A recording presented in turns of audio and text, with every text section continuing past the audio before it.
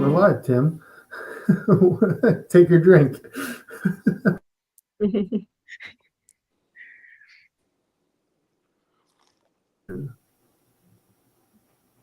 Are we live? Yeah, we're live. All right. We have been. I guess my mic was muted for some reason. I don't know why. Okay. But hey, everyone, welcome back to another wrap up of our Indie Book Club. And the book of the month is Far Removed by Miss C.B. Lansdell, who goes by the name Co in our neck of the woods. So you might hear both. But so yeah, we are here to just talk about her book, and there might be some slight spoilers. So anybody watching who hasn't read the book yet, sorry about that. And let's bring Natalie to the stage. Come on now. Come on now. There we go. There's Yes, I've Natalie. got my copy as well, Yay. and the novella. Yay. Oh, nice. I need to get the novella. I've read it, but I don't have a physical copy. Yeah, I don't have a physical of that one yet either. So yeah, Cole, how about you start us off by giving us an elevator pitch of Far Removed? Oh gosh, it's not exactly fresh in my mind since I've been working on the sequel, but it is a very alien story, I suppose, because we've got a species of characters that are semi-aquatic. They are humanoid, but they're not like contrasted with any kind of human society. You know, often you have science fiction that centers around people and how they relate to alien races. In this case, the naiads, as we call them, they're based kind of vaguely on the Greek mythology naiads in space. Yeah, they're our proxy, so they kind of represent humans in the story, but with lots of differences, like differences in their biology, in their culture, and even in the way they experience time on the moon that they live on. And but really, aside from all of the world building, it's quite a character-driven story because it's a duology following our two main characters who inhabit opposite ends of society. Well, they're both in Apodeca, which is the capital city of the moon, but one is like from a very wealthy, kind of privileged background. That's Oculus. And he's a politician and an heir to quite a fortune. He also is a philanthropist. Then we have Prisma, who she works at the assembly chambers, so that's quite a political environment, but she is just, she's a worker there. She is a technician running the projectors and things that for the meetings. Yeah, and their paths don't cross initially, but each of them offers a glimpse into a very different side of this world. Yeah, I think that's it. Not an elevator. It's a really hard book to pitch. Yeah. And it's excellent, but at the same time, it's like, how do I convince anybody to read this? Yeah, that wasn't one sentence. That was several paragraphs of information. That was a big elevator. It's fascinating, though. I'm kind of, I don't want to say disappointed, but I'm surprised you're keeping it to a duology because you've made an incredibly detailed world. Mm-hmm.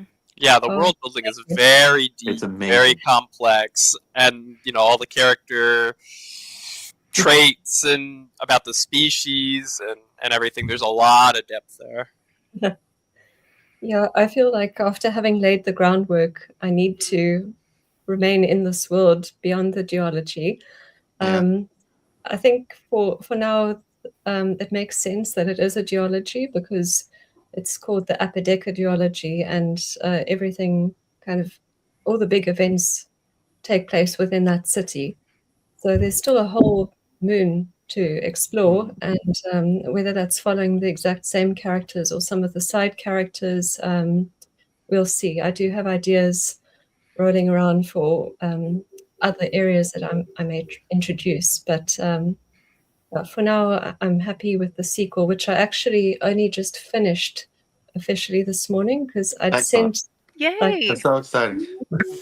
I'd sent 39 chapters through to beta readers back in November, and I told them like the last few chapters I'm still like not sure about. So those are what I completed today.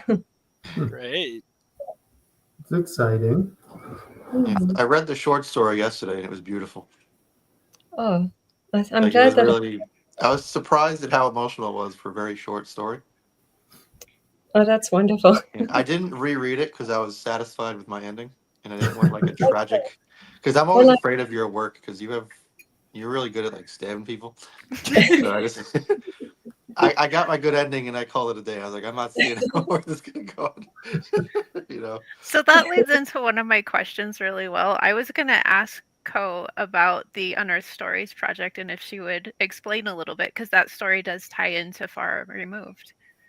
Okay. Yes. Well, I came across Olivia J. Elliott, who is behind Unearthed Stories with her partner. She really enjoyed the titlings of Just Say, which is my novelette, and then she also went on to read Far Removed. And we just clicked and found that we enjoyed exploring similar themes. And so then I think it was halfway through this year, she just said that she had this idea for an underwater theme that she wanted to explore. She also is releasing a story on mermaids around at the same time as my short story. So she wanted there to be more than one underwater story as part of this update. And it was quite a short space of time that I had to pull the story together, especially since I was also preparing the sequel for my beta readers. But I mean, I'd experienced a bit of her interactive fiction before. I've played some of her stories through on Unearthed Stories. The one in particular, Dance With Me, is really lovely. She's also released that as a novella. And it just reminded me of those choose your own adventure stories that I grew up with, where you'd be flipping through a paperback, you'd be given options and it sends you to a different page in the book.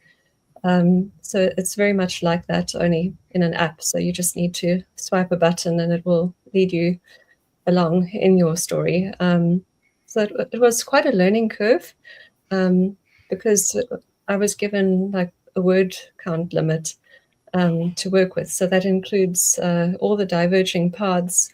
They all have to meet this. Oh wow! Count. I didn't realize all the paths had to lot. be word count. That's tough. Yeah, I don't want to. This may be a spoiler, but can you die in the story if you choose wrong?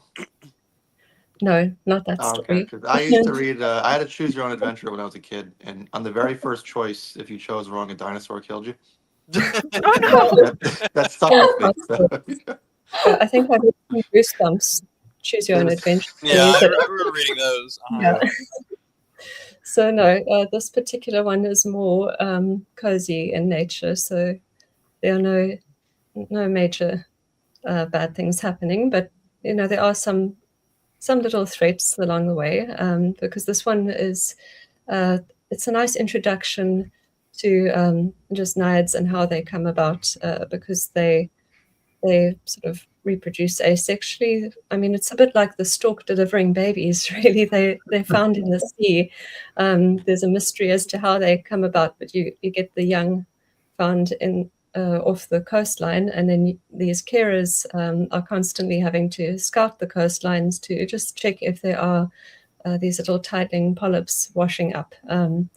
And so I decided it would be quite interesting to follow a carer, someone who's dealing with the very, very foundation of Naiad society, finding the young, introducing them to their clan, and then the fact that he isn't actually from the clan that he's working in.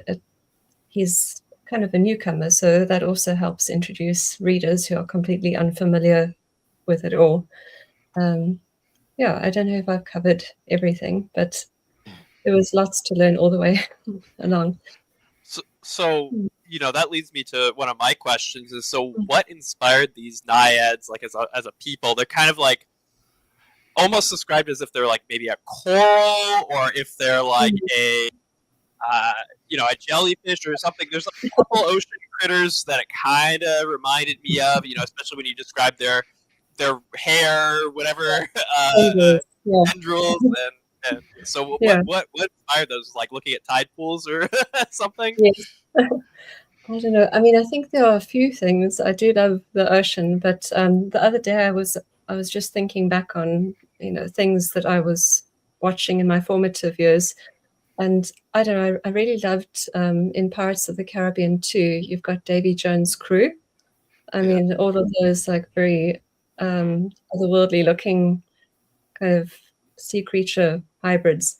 So things like that. I mean, the main naiads that we meet are fairly humanoid in appearance. The only major differences are things like their skins come in a variety of colors, like what you might see in corals and fish and octopuses. And the tendrils are, I mean, I had this idea that they wouldn't have hair like us because it would just get so knotted underwater. So it doesn't grow too long, and it's a little bit stiff and feathery, or kind of, yeah. So it's just small differences. But of course, if you've read further along, you do encounter other characters like the muskards, and underneath their masks, they're far less human in appearance. So you see more like strange sea creature like elements there.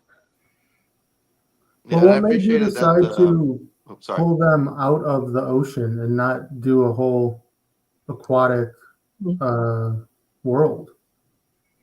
I'd thought about that at one point, but I don't know. I liked the idea of them being semi-aquatic, and it just kind of it grounded them a bit. It made them that little bit closer to human beings, because there's already so many ways in which they're different from us. I didn't want to lose readers completely. So they have the capacity to stay underwater for extended periods, but their society is largely based on land, or at least along the coastlines. They don't really go very far inland. I think you struck a really good balance there for relatability with all the human like traits and personalities, and they're really weird biology and some of these other things like their tendrils and whatnot. I think it was a good balance. Okay, thank you. Yeah, sometimes I think it can stretch some people a bit if you like to, if you have your preferred tropes, or you like elves and dwarves and more familiar fantasy races. But I've met a number of people who really enjoy being challenged a bit and stretched in that area. So it's always lovely when it's a lot more admirable to make, because it's hard to make new stuff in this day and age. So many things have already been done, but I've never seen any of the stuff from your book. So it's very unique. And I appreciate that the short story had pictures in it, because that helped me kind of see because what I was imagining was nothing like the picture. So that helped me kind of ground myself. Yeah, I did some illustrations for that app. So if you go on to Unearthed Stories and you play through that short story, I enjoyed kind of coming up with a few character designs, so you actually see the naiads. That was really good. You put a lot of work into that, just to do all these illustrations just for like a short little story. Yeah, speaking of which, you did the cover for this too, right? Yeah. This is all your artwork? Yes, Very it nice. is. Oh, thank you. I mean, I'm a graphic designer and illustrator, so an opportunity to actually make my own artwork for my own story was just, I had to jump at that. Yeah, great. It looks really good on the dust cover. Like, I love this thing. Oh, that's so cool. I'm now working on the second one, so trying to keep a similar look. Who's going to be on the cover, if I can ask? Or is that without spoiler, is it going to be the other POV? Yes. I don't think that's a spoiler. It's a duology, and it follows two characters. So I'm trying to keep that symmetry and the contrast between the two of them. So because we had Prisma on the cover of the first book, we're going to see Oculus on the 2nd. It's going to be interesting to see what he looks like depending on how you decide to draw him. Like what point of his life. Yeah. Well, yeah, that is a little bit of a spoiler, but I don't mind if we tap on those spoilers here. I'm assuming that everyone is vaguely aware, and even just advertising the blurb. I'm going to have to touch on some of his story. Can't kind of hide too much of it because once you've been through the first book, then you kind of need to know a little bit of where they're starting out when you get to the sequel. Mm-hmm. Mm-hmm. So is it like directly in sequels directly after the ending of book 1? It takes place around, I think, about 9 to 10 months or revolutions afterwards. Okay. Yeah, so, that makes sense. Yeah, need a little time between what happened at the end there and what happens next, I'm sure. Exactly, because I'll lightly spoil a bit of the ending of Far Removed. They have an idea for a project that may benefit them going forward, and so it's going to take them a while to sort of get that together, and I thought it would be boring to kind of follow them for ages just setting this all up. And yeah. So science and engineering takes time. Those time skips are nice. They get a lot of work done. Exactly. Yeah. So then you find them at a more interesting time when things are starting to all come together. So one of my questions was, I would say this book is very quiet. It's not cozy because there are some dark themes and things happen, but it is quiet. There's no, like, the biggest action scene is kind of like almost at the end, and they just like escape a building and climb down some buildings, and then that's about as much action as you're going to get in this book. And the swimming scene too with I was going to say the swimming scene was a little tense. So what made you decide to go with that type of story as opposed to, because there is like a backdrop of revolution, a political intrigue there, but you don't really do the normal tropes of political intrigue and revolution. This is a much smaller scope and a much smaller type story. It's very character focused. Yeah, it is. I'm glad you asked that question because I think early on I just decided that was the type of story I wanted to tell. I just think of a lot of the books that I enjoy reading, and a lot of them, I tend to kind of enjoy reading historical fiction, which is strange, or historical fantasy, things that are kind of based in the real world. I just think of Helen Wecker's The Golem and the Genie, or like The Night Circus, things like that.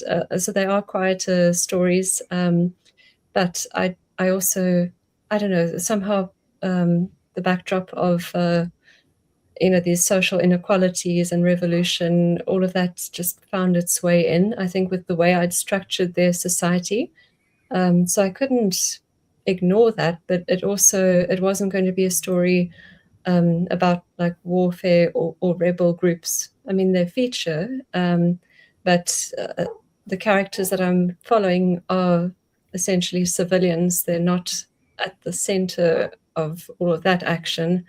Oculus is a bit more centered politically, but he's not playing an active role in revolution. He's more of a benefactor. But yeah, I think it just gave me that opportunity to, the context kind of brought out these depths to the characters, and that's ultimately what I wanted to explore, is who they are and where they fit into this world. I think another writer could have told quite an epic story, or like a fantasy. Yeah, like Bill would have told the story. There would be lots of explosions there. I get really nervous if I have like 3 chapters without a sword fight. I'll just have like pirates attack or something that makes no sense. And Tim's awesome action scenes. Sword swing, sword swing. Hey, don't give away Tim's writing tips. No, it's all good. They're free. I guess it's all about knowing who you're writing for, and what they are expecting in a book. So I try to be quite upfront with the fact that it's a quiet story, just so I don't disappoint or mislead anyone who is expecting the military aspect to kind of full focus. Although I have been revisiting that more in the sequel because it does become relevant. That's exciting. Quiet's an interesting way to describe it. I thought it was really ominous the entire time. Just kind of get this vibe that something bad's going to happen. Especially at that one point. Yeah, I enjoy mysteries, like just reading mysteries, and I do enjoy suspense. So I think I leaned into that a bit more. Do you consider Far Removed a grim, dark story? No, I wouldn't say so. There's a bit too much. There's hope woven throughout. That's fair. I think grimdark tends to kind of. It assumes that the world is pretty miserable, and the characters are also pretty awful and have to resort to doing terrible things to survive in that context. I think I do include a little bit more hope than what you'd see in a grimdark story, and the fact that there isn't a whole lot of action makes it feel like it wouldn't really belong in that genre, because I do tend to imagine people having their heads lobbed off and other things. and I would also say it felt like both Prismer and Oculus were trying to do the right thing, even if it didn't always work out. They're trying to be good people. Grimdark. Yeah. Because I've read some grimdark stories, and yours made me more upset than almost any of them. So I mean that as an absolute compliment. It was like you really did. Well, I think that's not the point of grimdark. Grimdark's not supposed to make you feel. I don't know. I'm just talking. We're just talking here. Yeah. Well, I think the emotional beats in Far Removed were very, foreshadowed, and then like, oh man, this is really happening. Ooh. And I think that's kind of what you're talking about, Tim, is like there's some twists and there's some things that happen very plot centered. So I don't want to spoil it at all, but that really hit deep when they happen. I think the story is it's heavy, isn't it? It's I would almost say that it's like a gothic horror sci-fi, because gothic horror has that slow, ominous feel. And that's almost what you're sitting in all the time with Far Removed. It's really, and it does get more horror towards the end. That's a great description. Yeah, I was going to say horror 100% over grimdark. Yeah, horror. Yes. I mean, I was thinking recently, what with Frankenstein coming out on Netflix, and I'd read the Mary Shelley's book years ago. I mean, that also is a fairly quiet book. And it's very emotional as well. There's lots of brooding. I was thinking that today, that you might do well with actually doing that sort of as a comp title, because of the things that happen in society. If someone messes up their status, what happens to them? Not to mention the body horror stuff. Stuff, doesn't it? Yeah. Okay, I think that's sort of going forward. Gothic horror. Yeah, I will say, I mean, since we're talking about body horror, I will say, like, the first part of the book, I was like, where are we going with this story? And then as soon as that scene happens, I'm like, oh, okay, I know what she's going for here. And, like, I didn't know how they were going to, like, to be honest, I didn't know how their arcs were going to pass.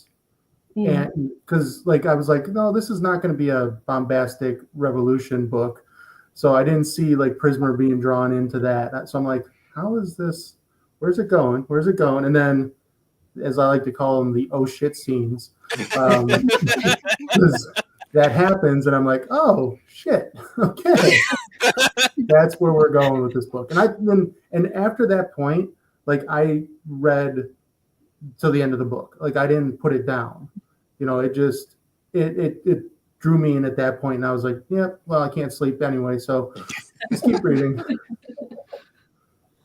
Well, no, that means a lot. I mean, it's interesting because you kind of you want to keep people in. I mean, ideally, you want to grip them up front and get them invested in your story, but I also kind of I enjoy that slow build up to like a tipping point. So yeah, it may work for some, it may not work for others, but yeah, I'm happy with the way Oculus and Prisma did eventually encounter each other. I kind of needed people to understand their baseline, on both sides before things start drastically changing for both of them, because then it just added a bit more drama and intrigue to their arcs, compared to if you kind of threw them into like very unusual circumstances too early on. I mean, in Oculus's case especially, I wanted people to kind of see, the privilege that he has, his good heart, because he does care about those who have less than him, but he's also a little bit oblivious to their challenges. I needed that to come across, and also gave people a glimpse into like what the Praemore lifestyle is for those in that stratum in Upper Decker. I think you did that perfectly, and that I think that's probably the thing that draws me so much to the story, because that's one of my questions actually. Are we ever going to get any stories from Prisma's life before, like when she was younger? Because for someone who is chronically ill and disabled, it really hits home, all those scenes, because the devastation you feel as you're reading it.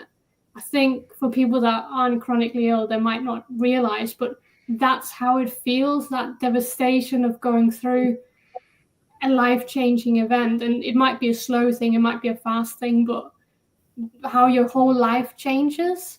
It was done so well. So I think that's probably why it's just like had me in a chokehold for like nearly a year now. I'm still thinking about the scenes, and I really loved that we got that before time with Oculus, before his life changed quite dramatically. Because it was just it was very poignant. Yeah. Well, that's awesome, Natalie. Yeah, that means a lot. I think there are quite a few kind of metaphors or symbols that you can pull from the story, so you can definitely interpret things like chronic illness and just being ostracized as well, or going through like debilitating experiences as well. There's a lot kind of baked into the story. Both characters are also a little bit neurodiverse. So yeah, I hope that people do connect with them. With Prisma, I would love to explore her story in a novella. I don't think it'll be like a childhood story. I think it'll be when she's a little bit older, because I've touched now on Naiad's early lives a couple of times, both in the Tidelings of Dress Save and in the interactive short story. But yeah, I'd love to introduce her to people at a different time in her life as well. So I actually read the novelette, the Tidelings, before Far Removed. So I felt like I knew Oculus a little bit more. I'm wondering if any of you read or didn't read the novelette first, if that was a little bit more of a jarring, like, shock of, that type of outcome for him. Because I felt like, there was like with the novelette, you can kind of see this upward trajectory of his character, and then you just know something bad's going to happen because that's what we base our stories on. Where it's like, if I didn't know that like backstory of him as a young, Tideling, and getting picked up by his mentor and all this stuff that happened in the novelette, I could have almost imagined seeing it and be like, well, I'm not expecting something bad to happen to him. I'm expecting him to kind of go on and be like the politician and the quote unquote tropey hero of this type of story. So I only read Far Removed, and that was the first one I've read, and I think he is very easily foreshadowed that he's kind of too big for his britches, and he's taking a lot of risks in what he's doing, and so I clocked it from the very beginning. I think like the first chapter he was in, I was like, oh, okay, yeah, he's a little bit arrogant there. He's a good guy, but he's being risky here. So See, I read Far Removed quite a while before the novelette was released, so I knew going into the novelette what his story in Far Removed was. But for me, I really enjoyed the novelette because it was like you got to see him at a point where things were better, things like were positive, and he wasn't dealing with all of that other stuff yet. So it was more like for me it felt kind of carefree, I think. Yeah, see, I didn't trust the novella because I read the novel first, and I was like, I'm having a good time. This is pretty cozy, but something horrible is going to happen in like the second to last chapter. I never did, so I was like, okay, that was nice. It's very cozy. It's a completely different vibe, I think. Yeah, it does. I mean, I sometimes worry it's a bit misleading in case someone does enjoy the cozy aspect of the novella and then expect that that's what the duology will be. So I try to be not. Yeah, it was. I mean, I'm enjoying the novelette more now that I look back on it because it has quite a few Easter eggs for the sequel. Like some of the things referenced there. I mean, even Oculus' relationship to his mentor. By the time we get to Far Removed, I don't think it's a spoiler really to say that his mentor is not in his life anymore. But the impact that he's left on Oculus is very evident, and that comes across again in the sequel.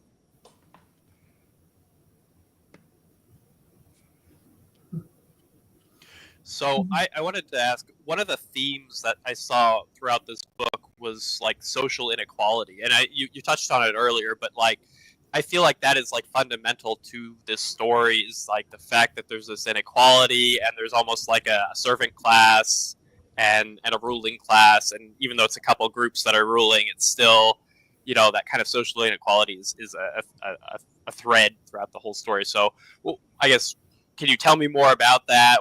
How you came up with that, and is that something that is a common theme in your works, or did it just kind of happen with these characters? Oh, that's a good thing to point out. It's not as evident, I'd say, in my shorter works because they take place in different areas. So, the interactive short story takes place in a poorer clan, and then the Tidings of Drassave takes place in Oculus's home clan, Drassave. Yeah, it's like a whole channel of islands. There are others in the Drass channel. They're all fairly well off, so then you're not seeing, like where he was growing up, he wasn't being exposed to people who had less than him. Whereas once Emma takes him on as an apprentice, he travels, and then he does encounter people who do have less than him. And then there are the bigger cities where you get a mixture of classes, people from different clans who have different resources. And so I thought, with the Naiad class system, it came about because I had this idea that the clans who were older, that had been around the longest, had a chance to grow and establish themselves. And then because they have no control over their populations, they can't decide, like, we need to have more children or whatever. It just comes about that some will have a healthier, large population that would give them the means to kind of conquer others. then there are lots of new clans that have been coming up in recent centuries. And so before they even really get a chance to kind of take root or develop their own identity, they had become dependencies to these more established clans. So that's the history or the setting for Niadria. And so then you get this class system kind of based on the age and the power that the clan holds. And I guess if I look at my interest in that subject, I mean, I grew up in post-apartheid South Africa, so I think just I'm aware of it because if I just walk out my front door, you see there are lots of homeless people just not too far away from really green suburbs. You'll get townships where people just live in like shacks. So it's something you can't escape. If you come here, if you arrive at our airport, the first thing you'll see before you get to any of the glamorous tourist places is all of the shacks. And so I feel like, we still are working through social inequalities. I feel like it's definitely improved over my lifetime since I've been in school even. But there's always more to be done. And it can be quite... I identify with Oculus' position, being a person who's possibly more privileged than many of those around him. And then how do you kind of be part of the solution while also not being like callous or being a savior and not listening to people? Those sorts of topics came up. And then you've got Prisma, who's she's not from the lowest of the classes. She's kind of middle or working class. Before things had taken a turn for her. And she also kind of falls through the cracks, which I think many people worldwide experience, because not many of us are extremely wealthy, but we're also not really in a terrible situation. But you kind of experience that tension of, some doors are just closed to you, no matter how hard you try to push. Mm-hmm. So she experiences that side of things. I tried to, and then of course you've got the unclassified clans. They're the ones who are really taken advantage of. Oculus' students are largely from that stratum because he wants to kind of give them a leg up because they're not given things like grants to study. And all in doing that, he's causing kind of a bit of tension among his, people of his own class, because that's not how they do things. Yeah, I was very curious because I knew you're from South Africa. If that had anything to do with it, so I'm not surprised to hear. Yeah, you have some influence just based on your surroundings and and growing up. I mean, not that it's any different here in the U.S., but this is entirely off subject, but I don't care. But I love when Bill was explaining what sliders were to Co. It's such like a culture shock. Yes. I've never heard of those before. Yeah. I didn't know what it was either. It's kind of a slang term, Yeah, it's been fun actually on the internet more these past few years, and getting to meet people from all over the world and kind of share some just slight cultural differences, because we all speak English. So then I can kind of get the impression that we all understand each other, but there are occasions where you find, I'm not quite on the same page as everyone else here. It's really amazing. Like you were talking about how you were worried about baboon attacks. Oh, yes. And I was like, never in my 38 years of life have I ever even considered that. It's funny you mention that, because I had a baboon in the kitchen this week. Oh, really? Like in the kitchen? Yes. This is How the does that second happen? time. This is the second time in the 10 years I've been living in this area. And, I thought it was my dog at first, because he's about the same size. Thankfully, my dogs were in a different part of the house. But, I just see this brown figure walking through the door, and, that's not Dee, my dog. Something else. New guest.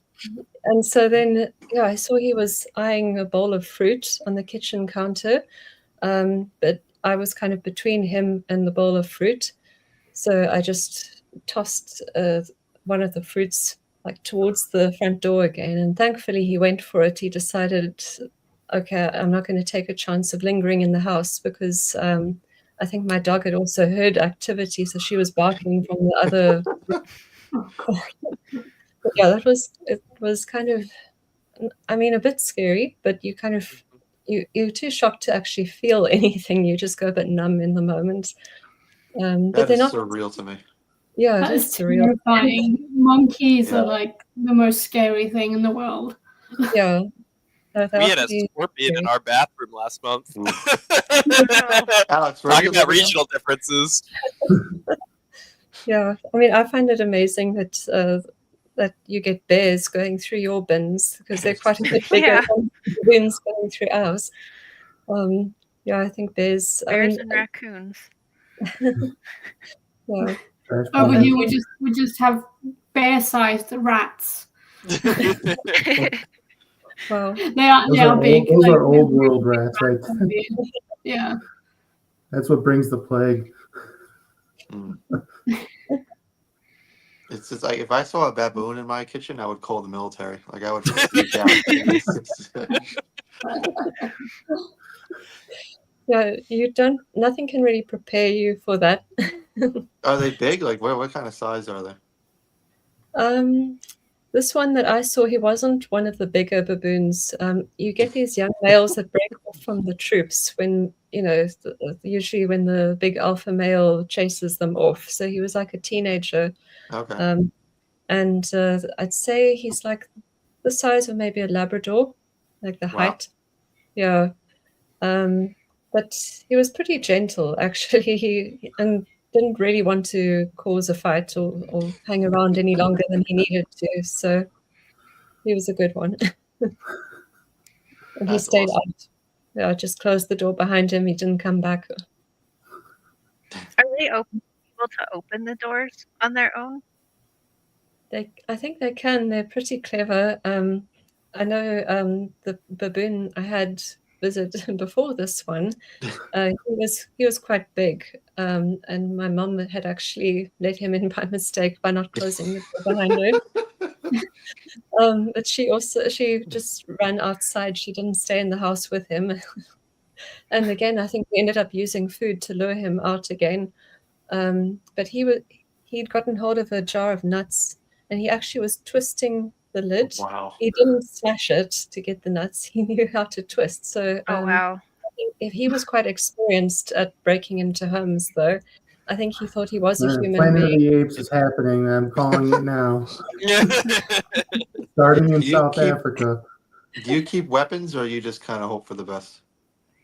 I hope for the best. Okay, I don't have anything in the house. I mean, aside from just kitchen knives, but I wouldn't try causing trouble with the baboons. Yeah, no I knife can't fighting. imagine Co with a longsword. It's not something I envision. On that subject, I'm curious because we haven't seen very many animals in Far Removed and not in the tidelings either. There was a little bit in tidelings and I was really excited because there was a few animals mentioned. Are we going to see more in other stories or in the sequel, or are you going to draw some of your creatures? I'd love to draw some more of them. I know in the sequel, I've got a couple of instances where we've got animals just making more appearances, sometimes just in passing, but Oculus also gets like an unofficial pet for a short time in the sequel. So I'm looking forward to introducing that to people.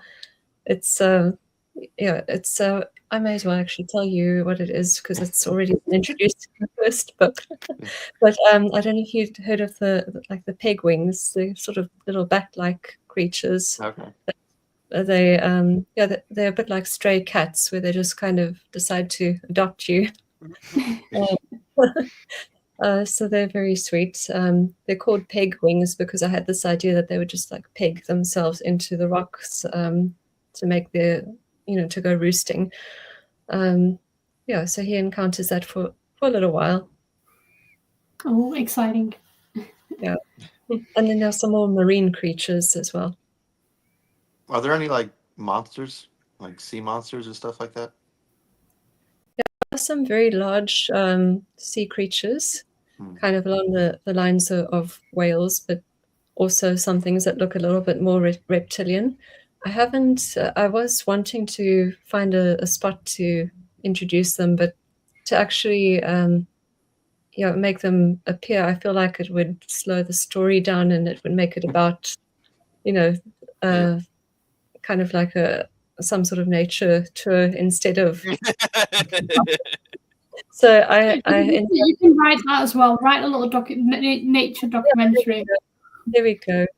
So I ended up making appearances of other creatures a little bit briefer than I would have liked. But yeah, I should probably write more books, just really exploring and leaning into the biodiversity on Niagara. There must be a biologist character at some point. Yeah, that's a good idea. Do any of these whale creatures or reptilian creatures eat tidelings? Yeah, it's pretty. That phase of life where they are, released as these tiny polyps into the sea, they're extremely vulnerable then.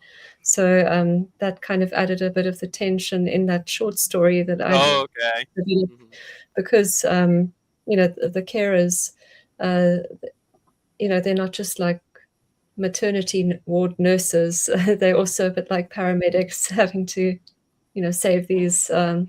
Okay. You're clearly a great world builder, because you are actually answering these questions and not just making stuff up. Like you're ready for every question. And we just are all falling for it. It's like offloading it so that it's not all just in here. It's like I hear people say world building is like an iceberg where you only see 10% and there's 90%. Yeah, that's so true. And that's kind of what I feel like with your work, because you clearly know everything, the stuff that's not even in the books. Yeah, things that could appear in future books. Yeah. Yeah. So will there be future books that are maybe not these characters, but it'll be in this grand world you created?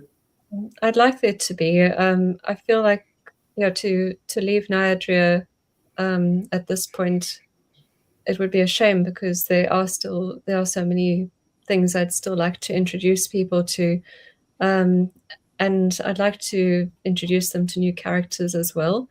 Prisma will get a novella, but then aside from that, I haven't yet thought of who I'd like to follow, whether it should be one of the side characters from Far Removed, or whether it should be someone new who offers, like Natalie said, a biologist who perhaps to introduce us to the animals. But we'll see. I'll see if something stands out to me. Is there any life on the other planets or moons around them? Yes, there is. Okay. And I've also given some thoughts to that as well. So there's at least one book that's going to happen on Dryadine instead of Niagara. Oh, okay. Yeah. Interesting. Okay, we have to get in this. We have to talk about it. Stumbling. I without spoiling what things are, but I mean, we kind of already mentioned there's body horror in your book. Where the heck did this come from, and why did you make that the center part of your book? Yeah, it is. I feel like I set myself quite a challenge in making, one of my two protagonists always wear a mask. Because, I mean, how often do you have to go and write, facial expressions or things to help convey? I learned that with mute. It's very annoying. Yeah,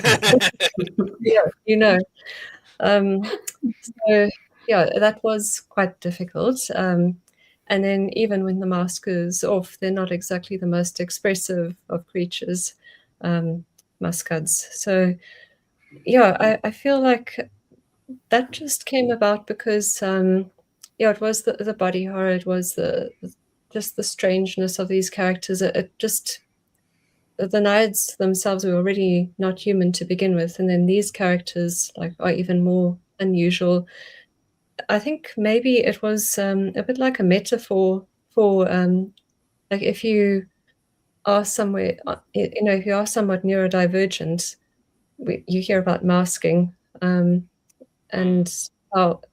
So I think that it was like a physical way of explaining that feeling of being sort of trapped within yourself and not being able to reach the outside world or express yourself. So I think that's partially where it came from. Being able to just make a sort of physical manifestation of that feeling of helplessness or of being trapped, not being able to articulate yourself properly or to be understood. So it's quite an emotional thing, really. And for Prisma, who is the mascot we meet at the beginning, she's she's also, I'd say, quite a private, insular person to begin with. So in a sense, it's quite a natural fit for her almost. She's really retreated deep into herself, and a lot of the story is about her trying to, slowly resurfacing and kind of making relationships with other Naiads and finding her place back in society again. And then there's just, if you want to talk about the physical aspect of mascots and what they look like, there are a few inspirations, I suppose. Anytime you get characters whose faces are kind of obscured in some way, I've said this to a few different people, but I grew up watching Batman Beyond, and you've got this character called Ink. Yeah, so if you're kind of stuck in how mascots' faces look, just look at some of the designs for her. It's somewhere along those lines. There's not very much to their faces. Very interesting. Mm-hmm. Are you using the same editor for book 2? Yes. Okay, yeah. Cool. Yeah, because we both use John, which is pretty awesome. John Oliver. Yeah. How did you find him? I found him on Readsy. Yeah, so did I. In the beginning, I didn't know where to look for real people, because it's online. You kind of hope that if the person's advertising and people can leave comments about their services, that okay, this person's legit. So I liked that there was feedback from people who had used his services before and thought, I'll go to him. But then, since then I've met so many wonderful people. I've met people like Audrey and Andres who've helped me with the beta read on the sequel. Yeah. I didn't have them the first time around. I had some friends of mine, one of whom has an English degree, to help with the beta read. And the people from the first time couldn't all come back. So it was lovely to have more of a community this time around, people who I've met and spoken with and who I can trust to help. I wanted to ask a little bit about the magic system. So there's I forget what the substance is called, but there's a substance that's kind of at the center of a lot of their scientific advancements and whatnot. So can you tell me a little bit more about it and remind me, what is it called again?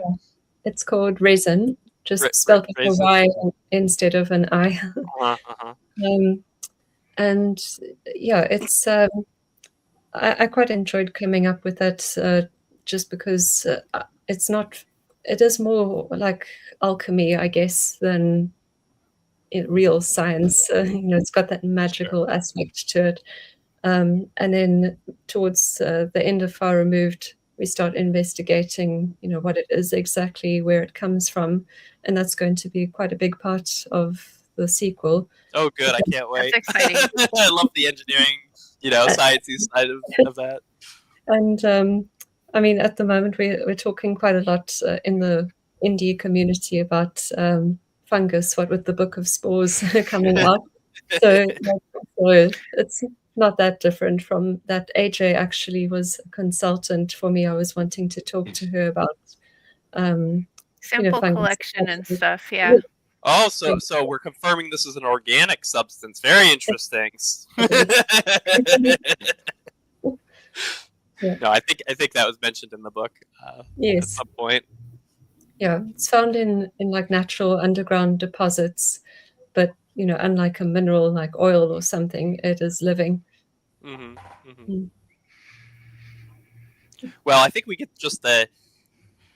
Well, I wouldn't say the briefest hints, but we get only kind of a surface level understanding at the end of this first book. I don't know if you've explained it more in Tidelings, but some substance that has a sciencey engineering aspect, but also there's like an organic aspect to it too, where it kind of can do other things. It's not just a tool of machinery, I would say. Yeah.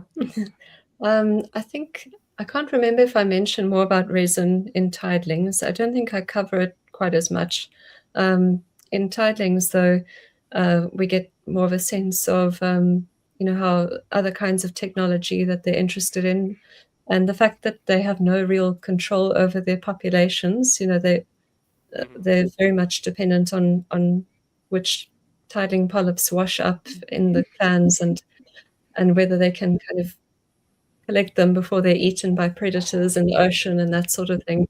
I had this idea that some of the wealthier clans would want to have like an insurance policy. They'd want to be sure about the continuation of their clans, especially since Clan Apodeca, after whom the city is named, they'd become extinct over time.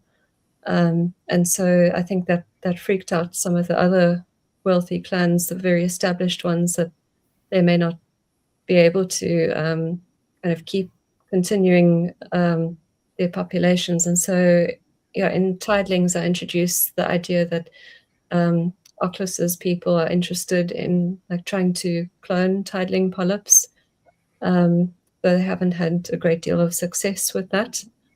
And it's not something I touch on to a great degree, but it just added to the world building and the idea that the Praemor class or stratum, they have this anxiety about the things that they can't control. Okay, I had another. Go ahead. I liked that you added that bit with like the polyps and how dangerous the ocean is and stuff. Because like when I was reading some of that from your novella, I was thinking about, we have a saltwater fish tank and we have a couple clownfish. They're a pair, but we have never been able to get the eggs to hatch because everything else eats them every single time. Yeah, I mean, I thought that has to be part of the story of what happens. Just to kind of explain why why some clans are quite small, why some of them are struggling or are concerned about things like their population growth and all that. I mean, they have a mystical origin as to where the polyps even come from to begin with, but they are quite vulnerable in the ocean. I was going to ask completely unrelated question, but one of the things about, at least the first couple chapters is you realize how many new names and terms you've come up with. And I guess very nerdy, very authory, but, tell me a little bit about how do you come up with all these names? I think you name the moon, you name the city, you name all these, different tribes or clans of these people. You name the Mascads, you name this resident. It's just a lot of, it's related to the world building, but just there's a lot of different terms and names and whatnot that you've introduced in this chapter, in this story overall, and keeping them straight, and they all made sense to me. But that's that's not easy to do. I sometimes come up with names and I'm like, no, this sucks. Throw it away. Figure out something else. It just sounds weird, but I felt like it was all very natural. But talk to me about naming. Sure. I enjoy playing with names. They don't all come to me quickly. I know, like Tim, I use placeholders quite a bit in the beginning. Very slippery slope. Not so much for characters, but certainly for like objects or places. That's where I seem to use them the most while I'm still deciding, because sometimes it just comes to me what it's supposed to be, but other times I need to mull it over for a bit. But yeah, I did worry that I would overwhelm people a bit, especially in choosing to make the story take place on a moon that has a very different, way of experiencing time to us. The whole month is just one lunar day and night, and so you've got like, you can spend entire days or segments in just light or dark, and I decided I just like that idea, rather than having it work very similarly to Earth. And I also just thought visually, the idea of having maybe a full day of just sunrise or sunset is kind of beautiful, instead of it just being this very fleeting moment. The names, though, I think I came up with things like segments because I had the idea that the moon, which is orbiting a planet which is lifeless, the moon would just move like one little segment at a time. So that would be your 24-hour period. But we're not experiencing, I thought I can't call it day, because if I call it a day, people will be thinking in terms of like, okay, you have your morning, afternoon, nighttime, and I didn't want them to picture that. So I thought I need a different word for a 24-hour period. Although I still use things like today or tonight, depending on where we find the characters. And then, the phases, I thought the moon phase would change somewhat each week. So that's kind of like a period of 6 days. We'll go through a different phase. Revolution being like a month, the time it takes for it to revolve around the planet it orbits. And then I keep things like year, because the year is still the time it takes for, to go around the sun. And then, when it came to just character names and that, I enjoy playing with translation tools. And so I think I've mentioned this a few times in different places, that Oklas's name is from the Polish word oklaski, which means applause. Oh, that's very fitting. Okay. Yeah, I didn't know that. And so I referred to the Baltic region quite a bit. I mean, I'm not a polyglot. I barely speak English and Afrikaans, but I'm fascinated with language. And I thought, well, if I'm going to draw the names from places, they should all be kind of in a similar region so that they have a certain feel about them.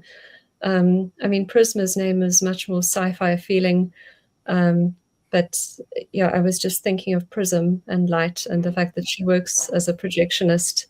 And then when I went into the etymology of prism, I think it meant, had Greek roots, I think, to saw or to cut. And that also tied in kind of with her coming from a farming community where they'd be like hacking through sea fronds and things. So there were just little moments like that where it makes me happy. No one else may understand it all. No, I think it's fascinating. The other thing Oklas reminded me of is Oklas reminded me of like ocular or oculus, which was also interesting with things that happen. Yeah, I like that. Just the sound of that name, it worked. Very cool. So I guess real quick, because we're after the hour. How long have you been building this universe, this catalog? How long have you been thinking this story or this world? I think I started actually putting pen to paper and plotting it all in 2019 or 18, thereabouts. But before that, I think I'd actually come across a graphic novel that I'd done for my third year in graphic design, and I touched on aliens that lived on a moon as well. So and they also, some of the way they looked was kind of similar to Naiad. So it was a very different story, and I actually can't remember. I think that may have even been taking place on like a fictitious version of Earth's moon. But it planted a seed for that idea of making this race of alien characters and following them. So it goes back quite some time. Very cool. Anybody else have any final questions? No? All right. Well, Ko, thank you for joining us. Everyone else, thanks for joining the discussion. And yeah, I just want to say I'm loving the group that we're doing with this Indie Book Club. I'm loving the interaction we're seeing so far in the first couple of months. And we haven't read a lot of books yet, but all of them have been great. So I'm looking forward to the next, I think we have like the next year and a half listed already because we got a lot of good recommendations. So that's really awesome. But no, thank you for everyone for joining, and we will see you again. What's the next book? What's that? What's the next book? The next book is Coward by Ayrton Silva. It's a little. Oh, I read that. Okay. A little novella because of the holidays, And yeah, it's pretty obviously, quick, we're doing this in December and not in November with Ko. But yeah, that's the next book, and then we got Shadowbane by Cale Logan in January. So prepare yourselves. That one's a lot bloodier and darker and gorier than Ko's awesome sci-fi. So again, everyone, thank you, and we will see you next month. Well, maybe then, next month. I think we decided on. So join our Indie Book Club if you're interested. And the description below has everything. Do all that official like and subscribe bullcrap. But thank everyone. Have a good rest of your weekend. Bye. Bye.